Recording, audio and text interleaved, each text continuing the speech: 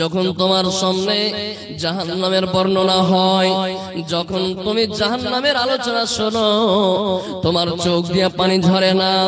যখন তুমি ওই কিয়ামতের সম্পর্কে আলোচনা শোনো, ওই কিয়ামত সম্পর্কে আলোচনা শোনো তোমার চোখ দিয়ে পানি ঝরে না। মওত সম্পর্কে ওয়াজ নসিহত হয়, এরপরে আপনার চোখ দিয়ে পানি ঝরে না। কিন্তু উসমান,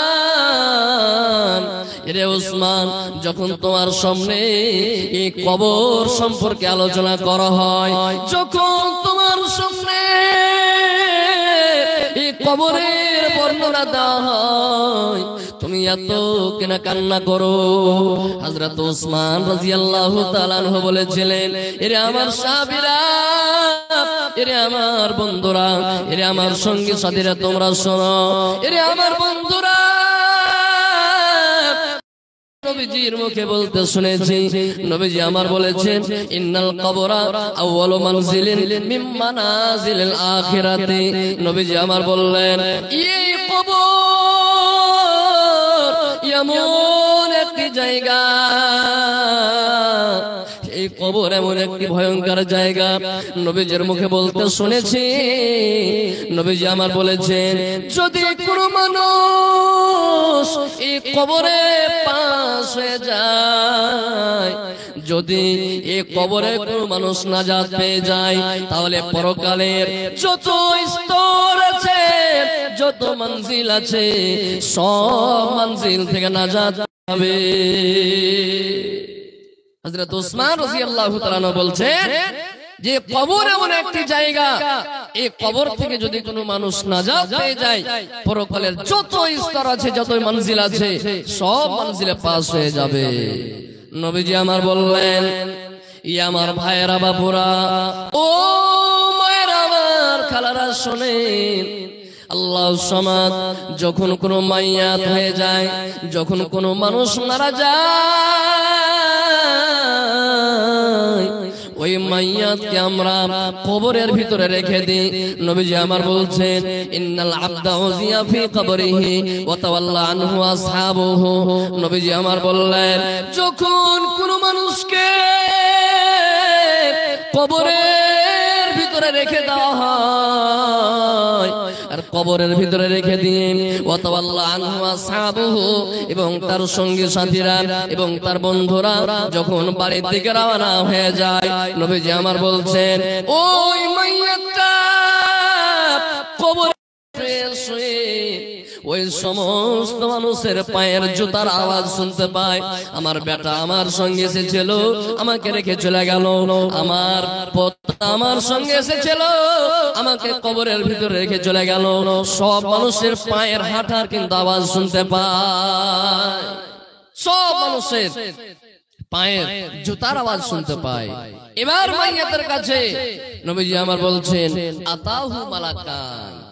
নবীজি আমার বলছেন, ওই মাইয়াতের কাছে এবার দুটা ফেরেশতা হাজির হয়ে যায়, আল্লাহ সামাদ, এবং ওই দুটা ফেরেশতা ফায়াকুলানি, ওই দুটা ফেরেশতা তাকে প্রশ্ন করতে লাগে, সওয়াল করতে লাগে, এরে আমার ভাইরা, এরে আমার বাপুরা, মায়ের, আমার খালারা, আজকে আমাদেরকে মুলবির আওয়াজ শুনতে ভালো লাগে না, আজকে আমাদেরকে কোরআনের কথা শুনতে ভালো লাগে না, আজকে আমাদেরকে কোরআন হাদিসের কথা ভালো লাগে না। অনেক লোক আছে যারা বলে, আরে এগুলা মৌলভী স্যারকে বলার কাজ, বলছে বলুক গা, মরবো তখন যাবে দেখে নিব। ভাইয়েরা আমার, কি দেখবেন মরণের পর? মরণের পর তো আপনার কোনো উপায় থাকবে না, মরণের পর তো আপনার কোনো সুযোগ থাকবে না। সেদিন আপনি কত অনাই বিনাই করবেন, আল্লাহকে গিয়ে বলবেন, আল্লাহ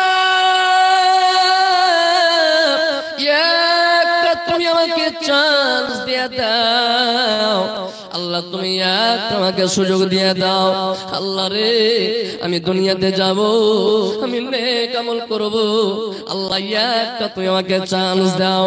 ফায়াকুলু রব্বি লাউলা আখারতানি ইলা আজালিন করিব ফাসাদদাকা ওয়া কুম মিনাস সালিহিন।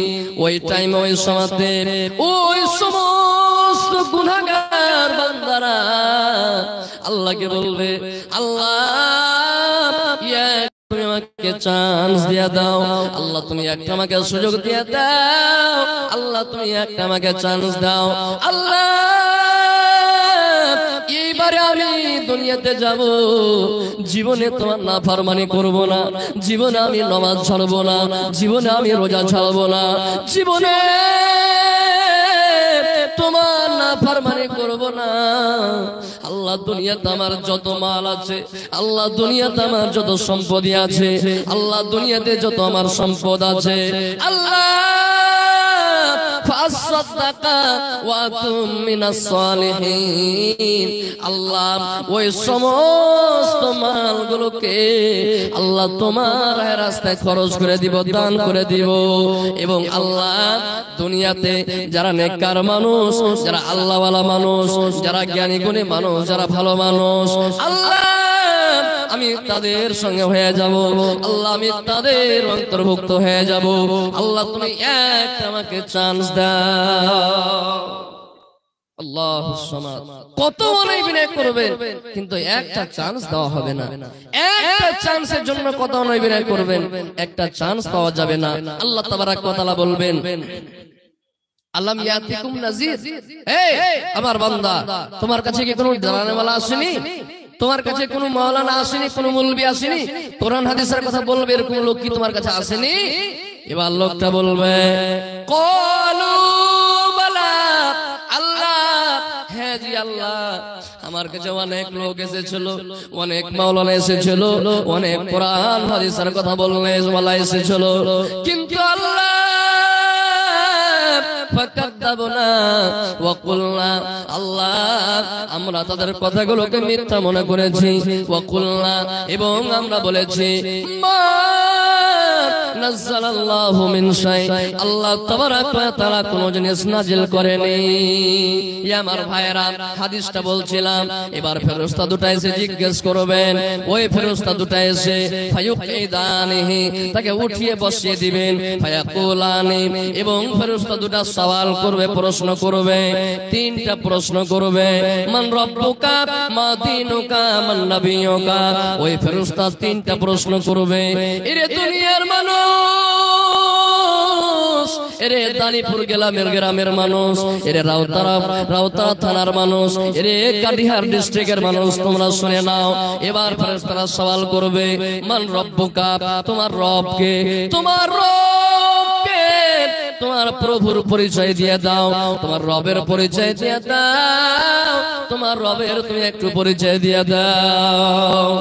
নবীজি আমার বলছেন, ফাআম্মাল মুমিন, যদি লোকটা ঈমানদার হয়, যদি লোকটা নেককার হয়, যদি লোকটা আল্লাহওয়ালা হয়, তাহলে ওই লোকটা উত্তর দিয়ে দিবে, রব্বি আল্লাহ, এর আল্লাহর ফেরেশতা, আমার রব হলো আমার আল্লাহ। এই করে করে দ্বিতীয় নম্বর প্রশ্ন করা হবে, ওমান নবিয়ুকা, এর আল্লাহর বান্দা, তোমার নবীকে, তোমার নবীর পরিচয় তুমি দিয়ে দাও। এবার যদি লোকটা ঈমানদার হয়, উত্তর দিয়ে দিবে, আমার নবীর নাম হলো মুহাম্মদ সাল্লাল্লাহু আলাইহি ওয়াসাল্লাম। তারপরে প্রশ্ন করা হবে, ওয়ামান নবিয়ুকা, ওয়ামান দীনুকা, তোমার দ্বীন কি ছিল, তোমার ধর্ম কি ছিল। যদি লোকটা ঈমানদার হয়, লোকটা উত্তর দিয়ে দিবে, দীনি আল ইসলাম, আমার দ্বীন হলো ইসলাম, আমার ধর্মের নাম হলো ইসলাম। ওরে মুসলমান, এই কবরের ভিতরে তিনটা প্রশ্ন করা হবে। এই তিনটা প্রশ্ন প্রত্যেকের জন্য ওই কবরের ভিতরে চিনবে না যেটা দানিপুরের মুখিয়া, চিনবে না যে এটা পূর্ণিয়া জেলার এমপি, চিনবে না যে এটা হিন্দুস্তানের প্রধানমন্ত্রী, চিনবে না যে এটা ফালানা গ্রামের অমুক বড় মুলবি। সবকে একই প্রশ্ন, তিনটা প্রশ্ন সবকে করা হবে। ওয়াম্মাল কাফের আও আল মুআম্মাল কাফের, কিন্তু যদি লোকটা কাফের হয়, আও আল মুনাফিক, কিংবা যদি লোকটা মুনাফিক হয়, তাহলে লোকটাকে যখন প্রশ্ন করা হবে, ওই লোকটা বলবে হা হা হা লা আদরি, আমি জানি না, আমি জানি না, আমি জানি না। আবার প্রশ্ন করা হবে দ্বিতীয় প্রশ্ন, হা হা লা আদরি। তিনটেই প্রশ্ন উত্তর যখন দিতে পারবে না, আল্লাহুস সামাদ। ইয়া আমার ভাইরা, বাপুরা আমার, ও মায়েরা আমার, কারণ শুনে এই কবরে যখন প্রশ্ন উত্তর দিতে পারবে না, আল্লাহুস সামাদ নবীজি আমার বলছেন, এবার ওই কবরের ভিতরে দুটা ফেরেশতা আসবে। একটা হবে চোখ থেকে বন্ধ এবং একটা হবে বহিরা। চোখ থেকে একটা হবে অন্ধ, একটা হবে বহিরা। ওই দুটা ফেরেশতা এসে আল্লাহুস সামাদ একটা লোহার হাতুড়ি নিয়ে আসবে। ওই লোহার হাতুড়ি দিয়ে এমন জোর করে মাথার উপরে মারবে, মাথা বিচূর্ণ হয়ে যাবে। আল্লাহুস সামাদ হাদিসে পাওয়া যায়, ওই হাতুড়ি খানটা দিয়ে যদি কোনো একটা পাহাড়ের উপরে মারা হয়, ওই পাহাড় টুকরো টুকরো টুকরো হয়ে যাবে। এত ভারী হাতুড়, এত খতরনাক হাতুড় দিয়ে মাথায় আঘাত করা হবে, আর মাথা চূর্ণ বিচূর্ণ হয়ে যাবে। এবং আল্লাহ তাবারাক ওয়া তাআলা গায়বী আওয়াজে বলবেন, এরে আমার ফেরেশতা, এই লোকটার জন্য তোমরা এই কবরকে তোমরা ছোট করে দাও, এই কবরকে তোমরা খাটো করে দাও। কত খাটো করো, এই কবরকে এত খাটো করা হবে যে এত কবর ছোট করা হবে, ওই মাইয়াতের দিকের পিছলে আর এক দিকে হয়ে যাবে, আর এক দিকের পিছলে আর এক দিকে হয়ে যাবে। এবং ফেরেশতাকে বলা হবে, এর জন্য জাহান্নামের বিছানা বিছিয়ে দাও, এদেরকে তুমি জাহান্নামের লেবাস পরিয়ে দাও। সাজাইয়া গুজাইয়া দে মোরে সজনী তোরা, সাজাইয়া গুজাইয়া দে মোরে।